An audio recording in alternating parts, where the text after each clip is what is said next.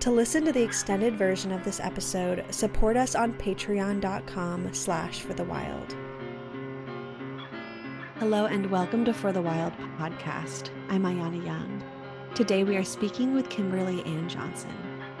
They don't really think that pleasure is the pathway to the healing. And it is. And pleasure also, even the word pleasure, you and I will have way different meanings and associations, connotations, all of that to what it even means. Kimberly Ann Johnson is a sexological bodyworker, somatic experiencing practitioner, yoga teacher, postpartum advocate, and single mom. Working hands-on in integrative women's health and trauma recovery for more than a decade, she helps women heal from birth injuries, gynecological surgeries, and sexual boundary violations. Kimberly is the author of The Call of the Wild, How We Heal Trauma, Awaken Our Own Power, and Use It for Good, as well as the early mothering classic, The Fourth Trimester, and is the host of the Sex Birth Trauma podcast. Well, Kimberly, thank you so much for joining us today and for your patience with my technical difficulties this morning. I am really look forward to this conversation. And the more that I was researching for this interview and beginning to see and understand the intersections of your work, I became more and more intrigued. So I feel really excited for today. Thank you so much. I'm excited too. Awesome. So, where do we begin? There's so much good stuff here. But in your essay, Sex Work is Soul Work, you write, quote, most people are dissatisfied or mystified by sex because they don't know how to get to these transformative zones. Instead, they are trapped in conversations about how many times a week they're doing it, or if they have multiple orgasms, or how they do it and pretend to love it, just so they don't have to do it anymore, end quote. Oh my gosh, there's so much to unpack there. I don't even know where to really begin with the question. I mean, we could almost unpack each of those little segments. But yeah, it's interesting why we try to even quantify our relationships like this. And so I don't know if there's a point that you want to start with, but I'd love to just tease all this apart with you.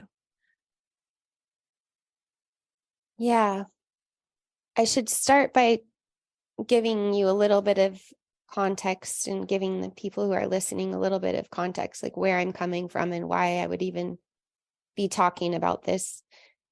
For 3 years, I worked with 800 women, and I do internal pelvic floor work together with trauma tracking. So I'm a sexological body worker and I'm a somatic experiencing practitioner. And I got into that work because my life was radically changed when I became a mother, specifically because I had a lot of tools before I became a mother. I worked at a yoga studio. Richard Freeman was my teacher, and he would teach that the foundation of every pose is the pelvic floor.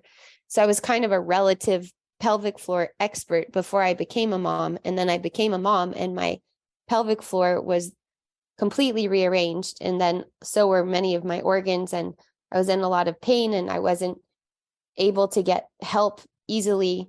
And in the putting together of the pieces of my own pelvis and my own psyche and transitioning into motherhood, which I did not think was going to be hard for me at all, because I love kids. I really wanted to be a mom and I really trusted my body and trusted nature. So I just was completely blindsided by the fact that this was a huge transition. And for me, it took about 6.5 years to put myself back together and to feel like I had my life force again and that I could use my body the way that I wanted to. And I was kind of lucky because now I've heard so many people's stories, so many women, tens of thousands of women now. I've heard their stories about their gynecological, reproductive, and sexual health. And really up to the point of giving birth for me, I had easy periods. I'd never had any unwanted pregnancies. I had a few sexual boundary violations that were really pivotal and kind of my first underworld journeys. But as far as like going to the gynecologist and that kind of thing, I hadn't had any negative experiences.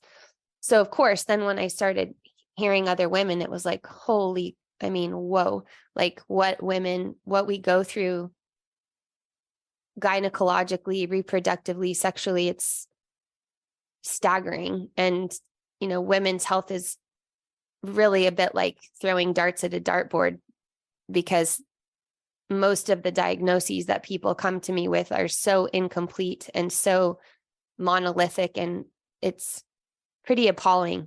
So in the midst of putting myself back together, I already had bodywork skills. I already had movement skills. A friend of mine said, my tailbone's been hurting for 3 years. And I said, what happened 3 years ago? And she said, I had a baby. And I said, well, has anybody worked on you? And she said, no. And I said, okay, well, do you want me to try? And she said, yeah. And so I didn't have any training other than my Rolfing training where we work in mouths and noses. But I said, okay, let's just see. And in about 25 minutes, her tailbone unwound and she never had any pain again after that time. And I started to see that the pelvis was this forgotten land, and it was draped in massage, and it was talked about with no gender when it was a yoga class. And, energetically in the practices that I knew from my lineages of spiritual practice, it was gender neutral and sex neutral. And I started to realize, like, wow, there's a really untended part of women that is not getting nearly the attention that it needs. And it's kind of a hidden treasure, because the tissue in the pelvis, in the vagina specifically, it changes very quickly. And most women have never been touched outside of a clinical situation or a lovership situation. There hasn't been very much neutral touch just to actually map the area. So in those 800 sessions that I did at that time, I really learned some common themes. And that work took me more deeply into sexuality, because shame is such a big piece of what women are working with, just based on sort of the very insufficient. And it's not only women that are dealing with that, but that's specifically the population that I work with. The layer of shame of inadequate sex education, not really knowing our own anatomy, not really knowing how our arousal works differently than male arousal.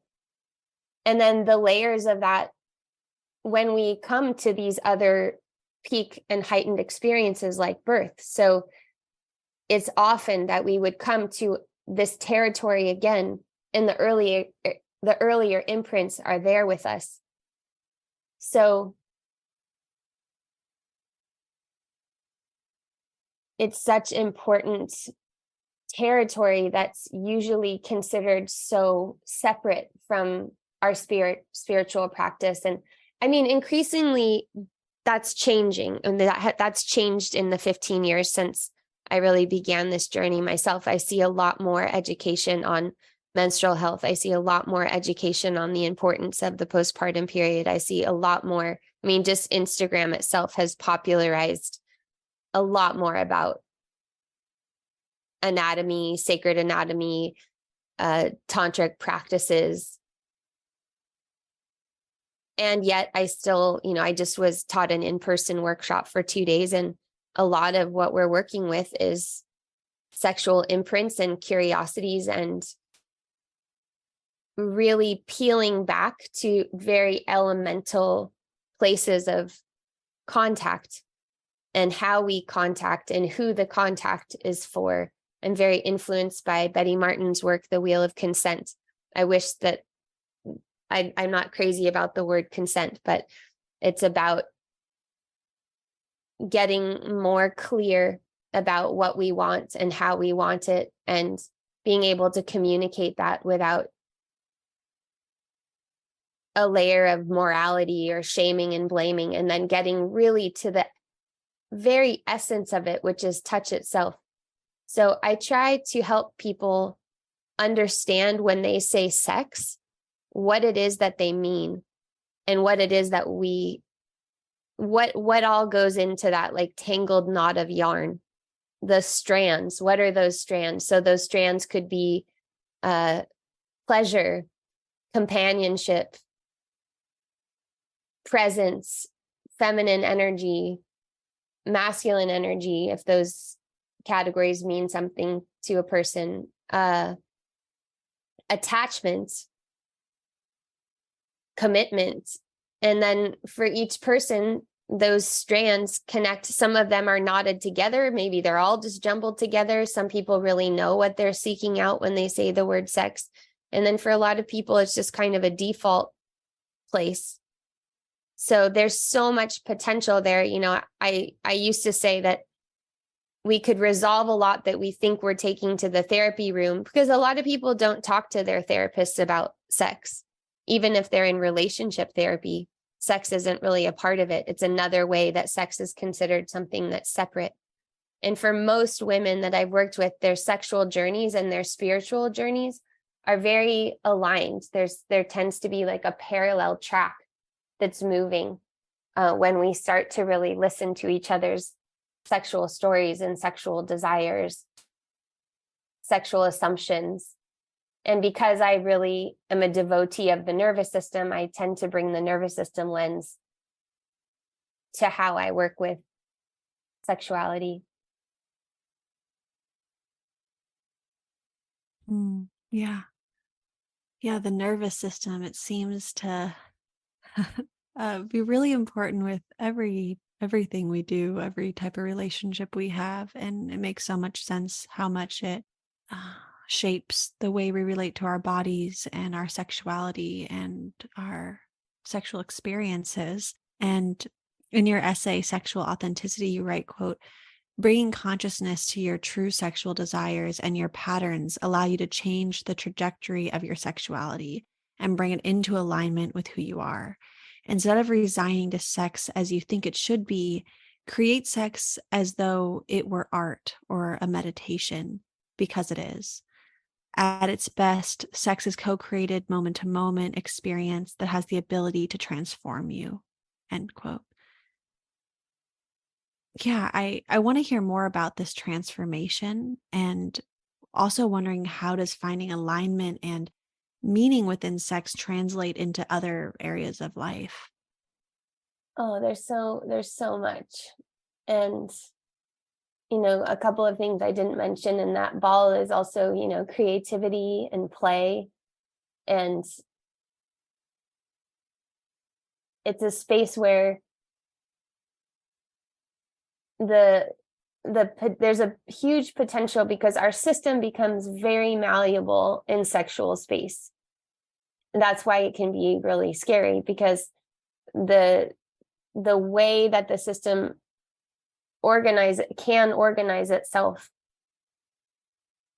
hormonally specifically is similar to any kind of trance state or psychedelic state. And so in that state, your system is a lot more impressionable, which is why if things don't go well, those become kind of deeper impressions. And you wonder, like, why is this taking up so much of my awareness when, there's a lot of other things that could be taking it up as well. But the converse is also true, that, I teach a whole class that's specifically about sexuality, and I don't teach any classes that are overtly called like healing sexual trauma, because positive reparative experience and education actually are a part of healing trauma. So a lot of times people think they have to go back over like all the bad things that happened, or even all the mediocre things that happened. But we can create in real time experiences that, because they put a positive imprint, they just sort of shimmy out whatever it is that's unsettled, or, the sort of boulders or rocks or pebbles that are in the sand. So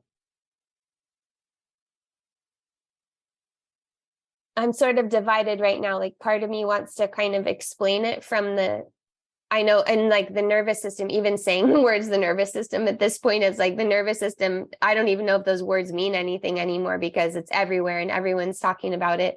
And so maybe that in and of itself needs to be more grounded in like a specific example, or just the technicalities of it. But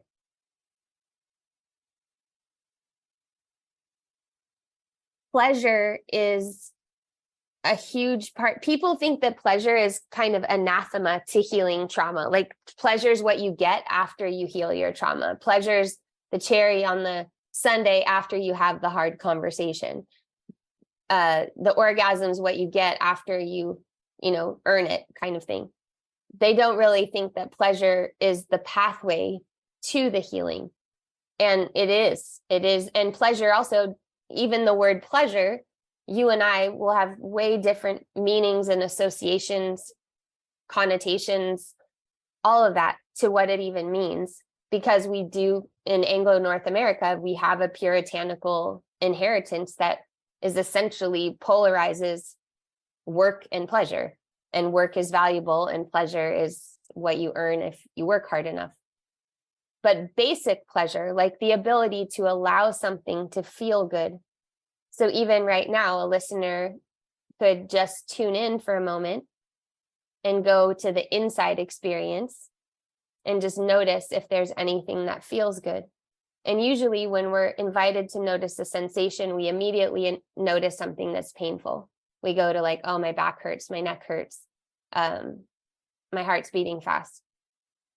So it's a bit of a training to be able to notice something like spaciousness or, oh, my mouth's salivating, but actually that feels good. And then you could look out into your environment and see if there's anything that's pleasing to you in the space that you're in, or if you have a window and something that you see outside. And as you look outside, even just orienting outside of yourself, you might notice that you take a deeper breath or there's a sense of settling, because a lot of times we're really oriented, especially, people who are listening to this podcast are people who really care about the planet, care about the health of other people, care about the future and what we're leaving to the next generations. And we can really get quite deep into the sense of grief and hopelessness and bad news and all of that. And it's important that we can be with grief, but it's also important just for our own health and well-being. And not that that's the only thing that we're tracking, but we do also need to be able to touch into the present moment and the beauty that's around us. And when it comes to sexual boundary repair and just sexual health and sexual satisfaction and connection, and we can put the word sensual in there and we can put the word erotic in there, and we want to be in tune with the erotic, then we have to actually be able to see what we're looking at and developing a relationship with pleasure. And so I think a lot of people hear that, and because there's so much out there now about self-pleasure practices, it's like all of a sudden people are thinking about developing a relationship with pleasure. Like now I'm going to have to dance in the mirror every day and I'm going to have to lather myself with oil. And that could be true. That could be a pathway. There's nothing wrong with that. But it's really just way more elemental than that. It's like when you're walking down the street and you feel the sun and you turn your face towards the sun, can you actually be there in that moment and let that move into every cell of your body and allow yourself to have that moment that's as real as any of the ideas that we might have, any of the ideas about problems or ideas about solutions, but that's just what's happening right now. So a lot of my work is helping people be able to not only turn towards that, but establish it and feel that that's fully seeped into the cells of their body. And essentially, over time, the more that we practice that, and I worked with a man called Steve Hoskinson, and he has a method. He was a somatic experiencing teacher, and now he teaches something called organic intelligence. He calls it a blue sandwich. So you look outside yourself into the environment and you see something and you land your attention on it. And then you come inside and you find something that's blue. That's the meat of the sandwich or the filling of the sandwich, something that feels good. And if nothing feels good, then you actually touch the surface of your skin so that you're in contact with your skin. So you feel the contour of your own body, and then you go back out into the environment and you just do little blue sandwiches every once in a while. And it starts to train your attention that it's okay. And it will create more platform of resilience so that you can be with the waves, because, you know, life is life and life will do what it does, but we can have more resilience in our own system by establishing that relationship with pleasure. And that relationship to pleasure also allows us to have a better litmus test for what we don't like, or what we're just basically accepting, but it's not great. It's just kind of the way, the habits, the way things are. And it can be really satisfying to have that if you're in a sexual relationship with someone else, because you know the difference between going along, because it's easier to go along than to say stop or to say pause. And you know the trust that is built when you're also open to someone else saying that they're ready to pause, or they're ready to stop, or they would like to change positions. And instead of hugging, laying down, they'd like to sit up, or they'd like to sit side by side, or, you know, they'd like to come closer. So really working with these very elemental, I call it building the buffet of sex, or the alphabet of sex, because usually when people think about sex, unfortunately, most of us still think about the bases. And so when people describe it, they go like, oh yeah, I go down on him, he down on me, I come, he comes, and that takes like 25 or 30 minutes. And that's considered good sex. I'm not trying to take that away from anyone if that's what they're really satisfied with.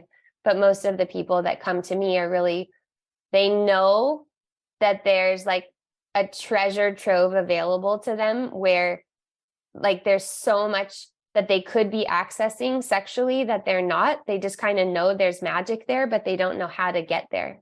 And so my job is to kind of show them the full palette and the full alphabet of like all of the options that are available in connecting. And a lot of times that has to do with the difference between hot sex and warm sex.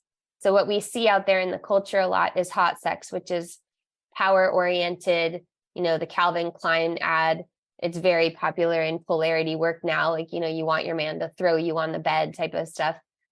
That can be fun. And again, I'm not shaming anyone's desires or the way that they like to do things.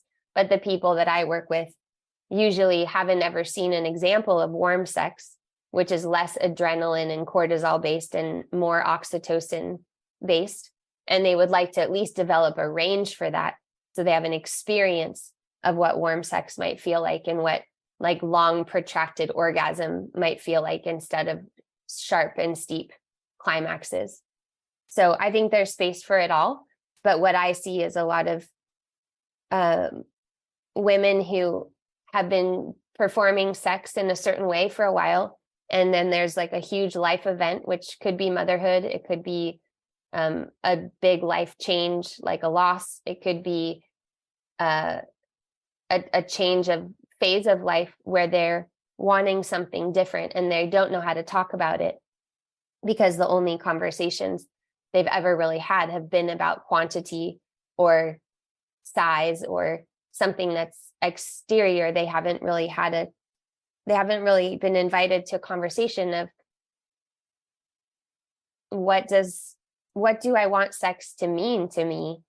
What does it mean? Not like, oh, I'm an emotional person, but you know, what are my curiosities? How could I meet those curiosities? If I were to separate out these functions of pleasure and companionship and desire and access to play and improvisation, and then how might I like these to go together, and how could I communicate with someone, no matter what kind of relationship I'm in, no matter if it's a first date or a 20-year marriage, what could I arrive to that space with? So I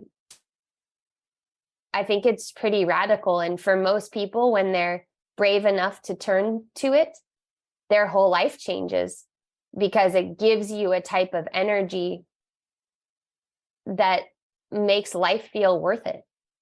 that when on the days that are hard to get out of bed, or you're worried about the latest crisis that's, whether it's gun violence or environmental, or, the latest cancel takedown, there's something that's very primal that fills us.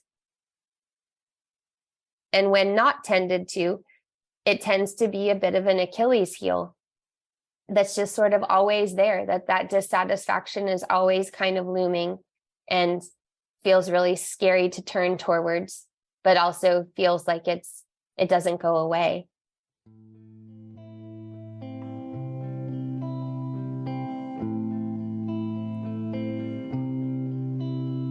Silence in your heart is violence in your hand. There's no one to blame, 'cause nobody understands.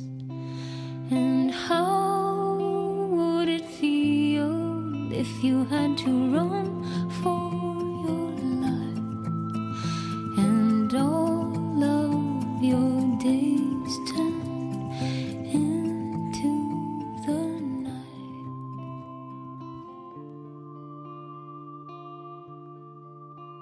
And people keep fighting, so lost in their world. Yeah. I want to go back to what you were saying about the adrenaline sex versus the cortisol sex. Oxytocin. Oh, oxytocin, you're right. Sorry. Yeah. It's really interesting to me. There's so many levels of why that's fascinating, actually. And we probably don't have time in the last parts of our conversation to get into all of the facets. But I think maybe where to start with, following this thread of my curiosity, is how much sex in dominant culture is about power, which is something that you referred to as well. And how our conditioning around power and rape culture and patriarchy, and of course pornography, only for the most part feeds these narratives, these very specific narratives. And I feel like with that conditioning, these narratives start living inside of us. And then that's what we become attracted to, whether that's what we're attracted to in sexuality, or what we're attracted to buy things, or what kind of clothes we want to buy. Like, it's incredibly potent, these conditioned narratives. And sometimes even in myself, I wonder, what is me and what is outside of me, and how has my desire been co-opted? What is it that I actually want versus what have I learned to want? And how do I even learn to separate that at this point? And then there's the bigger questions, which of course I could almost answer, but maybe I can't either, in terms of like, why is this power dynamic so sexualized? Like I said, I'm sure I could come up with my own responses for that, but I think it's really fascinating of what does this conditioning do for the dominant culture? Like, if we bought into these narratives of power and dominance, and we even got turned on by them, what is that feeding? How are we supporting systems with our sexuality even? So I know I just asked a bunch of things and it was a bit stream of consciousness, but I would love to explore this more with you. Yeah, I mean, my mind's going in a lot of different directions, because I think that one of the great things about sex is it can be a really great way to explore power in ways that you might not be able to have it outside of that dynamic. You can have it in the dynamic. And so your system can get used to what it feels like to have it if you don't usually have it, and what it feels like to safely act out submission. But what I would say is that, and I don't want to like totally dogleg our conversation, but just as a bit of a frame, because I think it's really important. So we've all crossed boundaries, and we've all had our boundaries crossed. And some of us have been in one of those positions much more than the other, but this is just part of being human.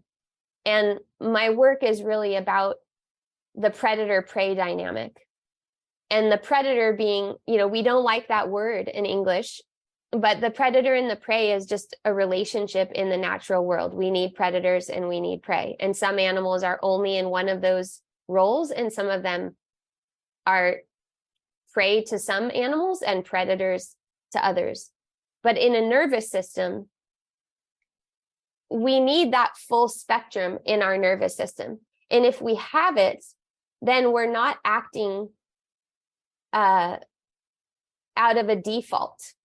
So, for instance, a predator is in the fight side of the nervous system. A healthy fight, it's healthy aggression. Predators only kill what they need in the wild.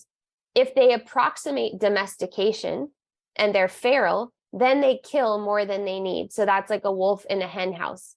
But a wolf out in the wild that's not close to domestication, it just kills the food that it needs to eat. But we take that word and we think we make it moral and ideological. And one of the ways that I learned about this was watching a video of a wolf and a rabbit when I was in somatic experiencing school. And I was freaking out about the rabbit the whole time. I was like, oh my God, rabbit, why don't you see that wolf coming? What are you doing? Why aren't you running away? Like, it's coming closer. And then the rabbit collapsed because it froze. And then the wolf came closer and picked it up and shook it around to make sure that it was dead, because wolves don't like dead prey. And then it cast it off and the wolf ran off. And then the rabbit that was collapsed and had gone completely hypotonic slowly started come back to life and orient itself, and then come into horizontal, and then look around, and then shake a lot, and then hop off. And when the lights came up and everybody in the room had been watching that, they said, who identifies as the wolf? And immediately in my head, I was like, what freaking psychopath would identify with the wolf? And 30% of the people's hands in the room went up. And they were people that I liked. So I couldn't just say like they're bad people, and that's why they identify with the wolf. And then I realized, oh, wow, this is how over-identified with the prey that I am.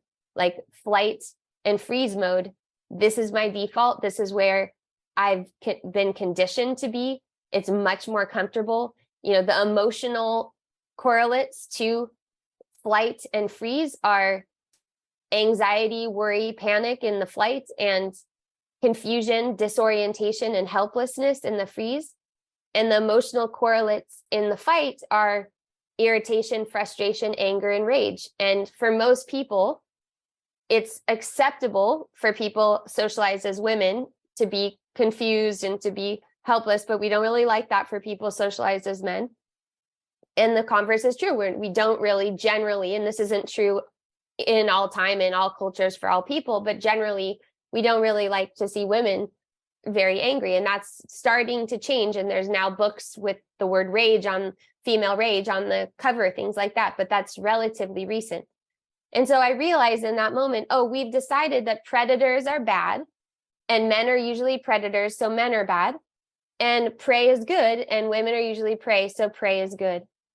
And then those are moral and ideological frameworks, but they don't tend at all to the nervous system and to be able to have those corresponding patterns in your system.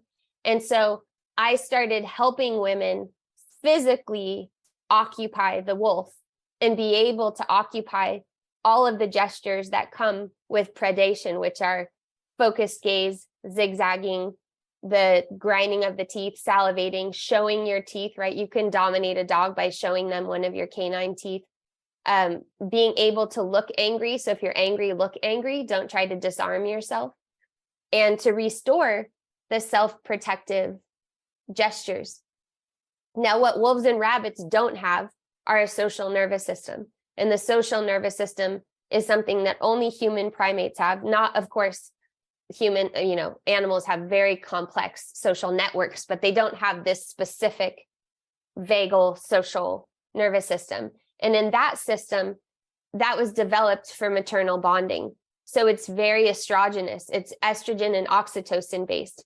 And it's where when we're under threat in the social nervous system, that's where fawning happens, and it's where fitting in happens. So it's why women return to unsafe circumstances, because being closer to the threat is safer than being farther away from it. And so they approximate it, and they don't know their needs, and they go with the needs of the person or the thing that has more power. And so it's a physiological choice. It's not, of course, women are manipulative sometimes, but in this case, fawning it's a organic physiological way to not incur more danger or threat. And the other thing that happens in the social nervous system is fitting in. So camouflaging, not standing out, not being different, for fear of being ostracized and not belonging. And the social nervous system really disproportionately impacts females because of that estrogen cycle. And it's why you can see also that women who are exiting their fertile years become much less concerned about family and group togetherness and dynamics. They're much more willing to say, I'm not cooking dinner, you all handle yourself. It's when a lot of divorces happen, because there's not that hormonal compulsion to keep group together at any cost. And so when we're talking about power dynamics, in general, for most women who default to fleeing or freezing or to the fitting in and fawning, the reparative direction is coming into healthy aggression and predator energy. And that's being able to hold activation. And so it shouldn't be mistaken for being an alpha female or for being predatory in the sense that you're taking something that's not yours. Again, we're talking about the natural meaning in nature, what happens between animal dynamics, and that both are totally necessary. So when you know that you can protect yourself and defend yourself, and you know that you can stand your ground, then it's rare that you actually have to activate that circuitry, because your nervous system's already communicating that. You don't have to, you're coordinated between your facial expressions, your vocal tone, the content of what you're saying, and how you're organizing your body at the same time. So when we're talking about internalized power dynamics, is what I kind of heard you say, or like you've seen ways of doing something, and that might impact your preference for lingerie or partners or all different kinds of things. There's a lot to say about that. But what I really am a stand for instincts, and what I see happening, because I do have a 15-year-old daughter, like I said, and teens are coming into their sexuality much differently now than really at any other time in history. And because gender identity has become such an ubiquitous conversation, it's really enmeshed in their experience, the teens' experience, with their sexuality as well. And they have all these labels to choose from. What's not happening is a lot of experimentation physically. What's happening is a lot of kind of intellectualizing and categorizing and wondering about, but without actually putting those actions in action. And that's just statistically what's happening as well, is that people are delaying sexual engagement much later and longer, which originally I thought was maybe good, like maybe people are having less sex they don't want. But now I'm seeing it's because we live in such a touch contentious culture that everyone's afraid of making mistakes. And we've become so hyper-verbal about everything that it's the verbal and the enthusiastic consent and the talking that's the most trustworthy, that there's a big disconnect between talking and touching and having some kind of mutual agreements and trust. And, and there's people that are so afraid. Most men that I know are very confused and afraid of being labeled as perpetrators. So they're muting their own arousal because they don't want to be too much. And they either have a relationship with porn and they're ashamed about it, or they're trying to get off it. But there's all these stereotypes and tropes about why it is that they're using it and what it's for. And so there's just a lot of confusion out there. And I want to be a part of helping people have a framework for how to tease it out. And so that we can have more contact that we want and more connection that we want and more positive relational experiences that are totally possible. And I think I'll just tell you one story that I've been all the kinds of ways in relationship at this point, because I was married and then I got divorced when my daughter was about 2. And then I didn't have really time to date because I worked full time and I wanted to be with her when I wasn't working. So I really had to figure out, okay, I'm not going to have like the family situation I thought I was going to have. And I've always coupled sex with attachment. So I've always wanted to be in a relationship to be sexual with someone. And maybe I need to look at that a little bit. So I started dating, and then I tried orgasmic meditation, which is a kind of meditation where you just find someone who will partner with you in the practice of clitoral stroking. And then I experimented with nude photography. This was pre-Instagram, so it was really a new thing for me. And also I was a yoga teacher at the time, so I was really nervous about people who saw me as a spiritual teacher-ish, then seeing me naked on the internet. And it was really just trying to figure it out. I was trying to figure out how do I do this? I knew a lot of people who said, well, now you're a single mom and you might as well just wait until your daughter graduates from high school.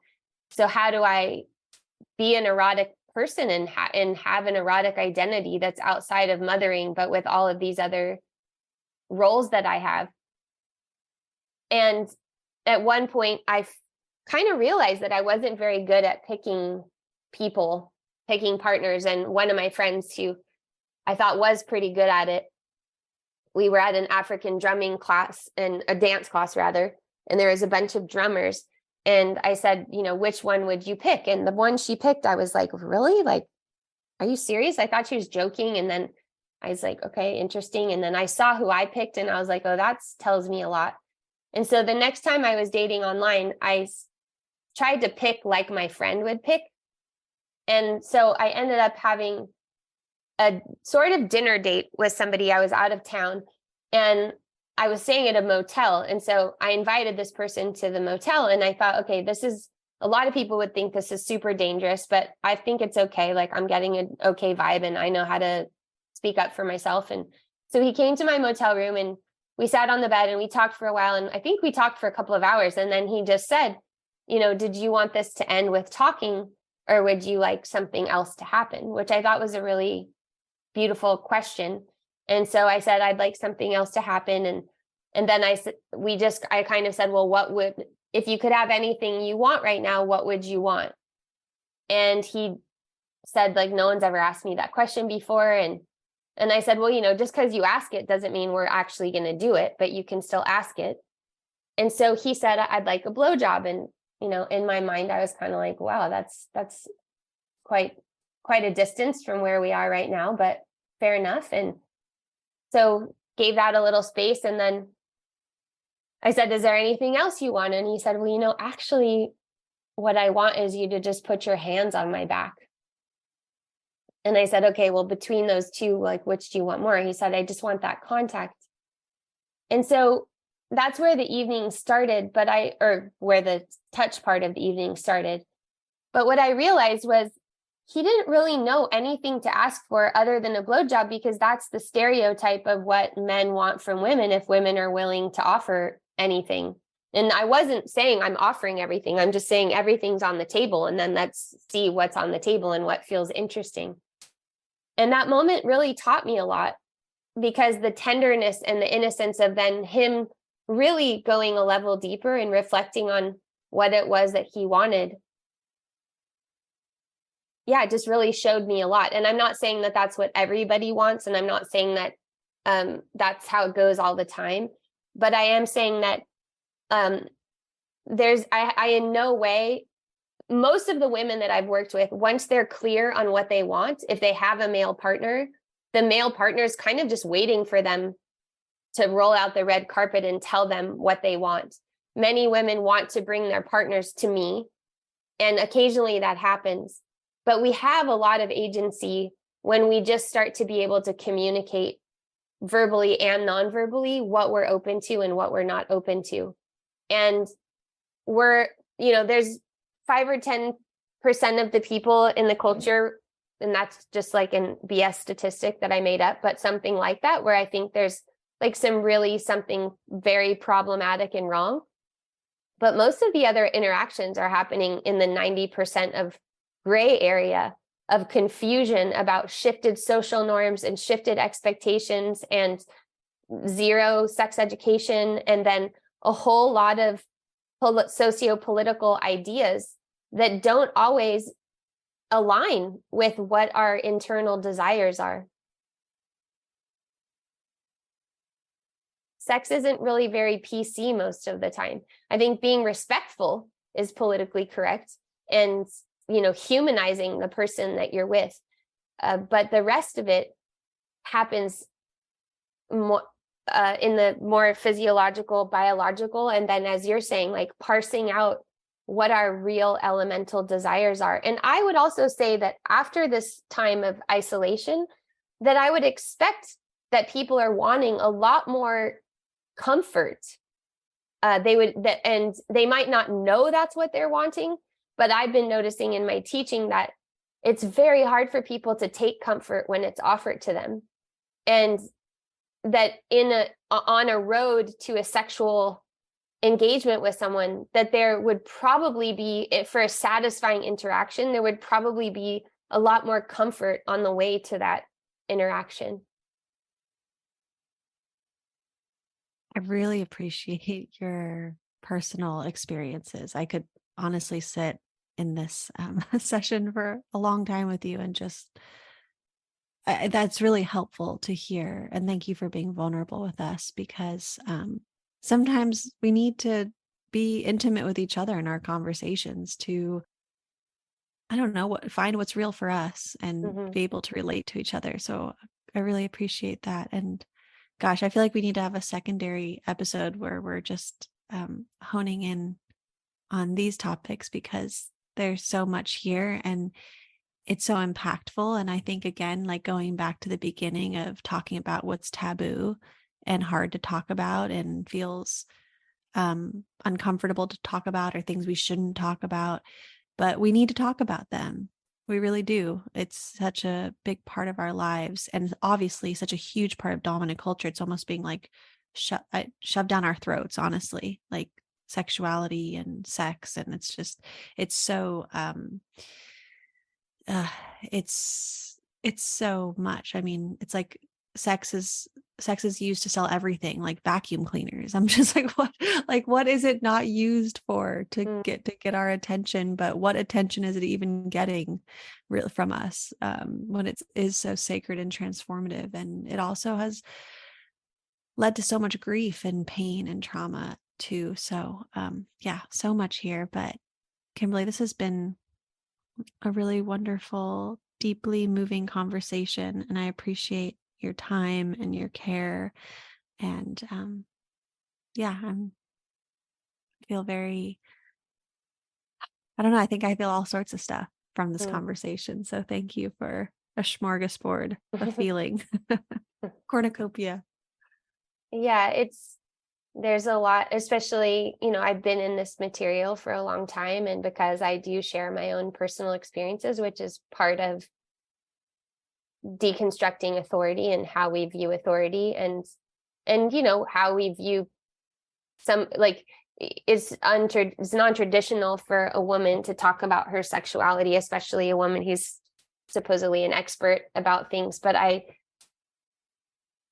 so just briefly, I think it can be brief. Last week, so we're talking in April, and last week there was this whole Dalai Lama I don't even know what to call it. Yeah. Shitstorm, I guess. Yes, it's a good word for it. And if people had a handle on their own nervous systems and their nervous system patterning, we would not have seen what we saw, which was a projection.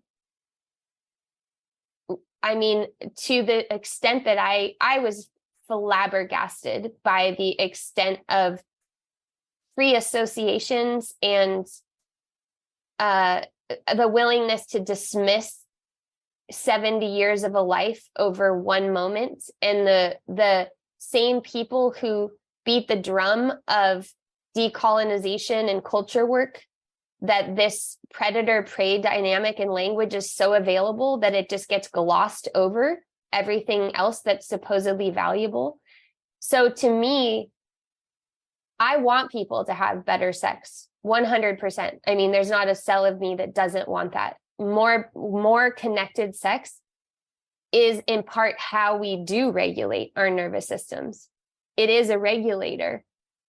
It does give us a broader capacity. It shows us where to look.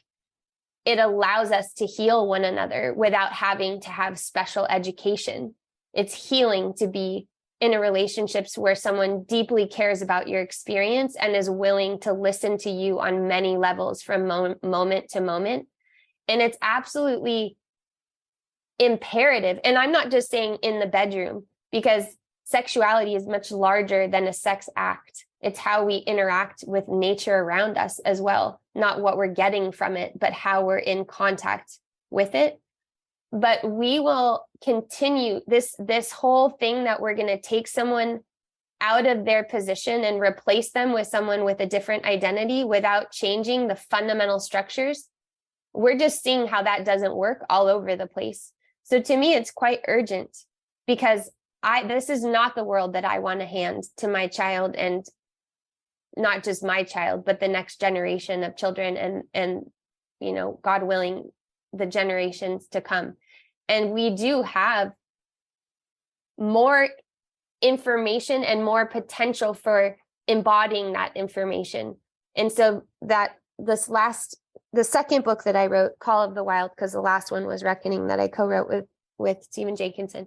But Call of the Wild, my hope for that book was that it would give us animal language that would take away the shaming of continually imagining that it's just someone's identity that's the thing that puts them in a category. And unfortunately, I don't think that book has lived that out yet, because in some ways, social media is escalating the polemic faster than information can actually be absorbed by a nervous system. But that's really my hope, because I do believe that most people are trying to do the right thing. 85-90% in sexual relationships and relating in general.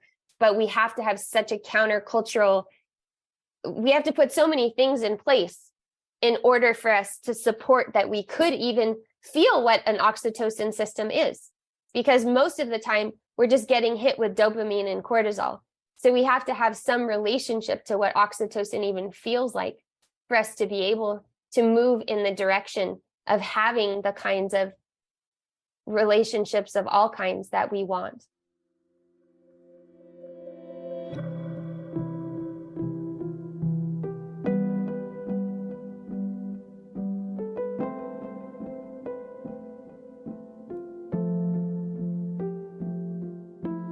I've been waiting for hours on a long road, like a cold stone.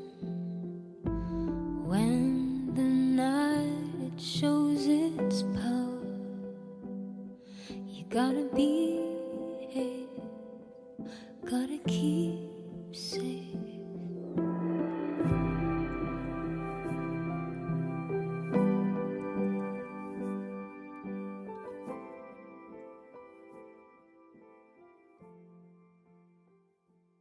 I really want to feel into what the overarching themes of your work, well, the years of your work and your thoughts have brought you. And in A Hand in the Dark, a letter discussing your work with Stephen Jenkinson, you write, quote, "There are so many one-offs these days, 1-hour podcast, 1-hour interview summits, 1-hour, quote, master classes. What happens if we dare to spend more time together? What happens if we dare to circle back? What happens if we sit next to someone and their body of work and give it time to develop so that the encounter works on us and in us?" End quote. Yeah, so I just want to ask, what happens when we devote ourselves to something in this way? Or what have you seen in yourself or in others? there's so much there. When you were just reading it, what struck me was sitting next to a body, and I heard that body really loudly before I heard the body of work. And just for me, my life has become kind of increasingly isolated. I started working online about 7 years ago, and then I was ready to really move away from being online. In fact, I moved to New York City, to Brooklyn, in September 2019, because I was really wanting to be around more strangers and have exposure to just people and being next to people in different ways. And then my life got rerouted back to suburban San Diego in June 2020, when I learned that my daughter was going to go to school online if I stayed in New York. And so as a consequence, I still feel that even though we're maybe, quote, post-pandemic, that I spend a lot of time alone if I'm not really deliberate about creating ways of being with other people. So there's the being willing to engage longer than one meme or 1 hour. And then there's the willingness to gather, which is becoming, it has become, and it will become even more important for us to be very deliberate about gathering, because there's less routinized ways for us to do that. And it's becoming less comfortable, even though mentally we might know that we need it. It's getting harder for us to actually do because we're getting out of practice. So on the bigger level for me, it's looking at ways of living and structuring my life so that I just am around people more of the time.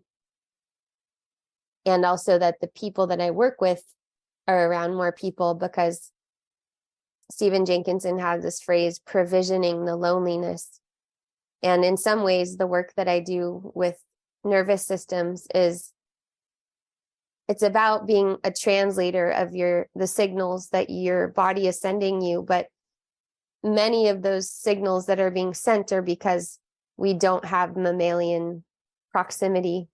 And so there's some ways that it feels like a half step for me to be educating people online and helping them kind of, in some ways, like feel better about something that's not optimal at all. So I'm constantly kind of running those two tracks about how effective is this? Am I provisioning the loneliness by offering this? And, I'm teaching a course right now called Mother Circle, Building Mother Culture.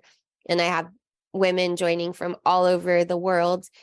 And in some ways, it's really magical and really powerful. And in other ways, I'm really advocating for them to take whatever it is that they're learning and share it locally. So that's kind of a broad view. Yeah, this feels so timely and needed, and such a huge part of our healing, culturally, collectively, individually, bodily, spiritually. So yeah, thank you again. And I hope to connect soon. Thank you so much.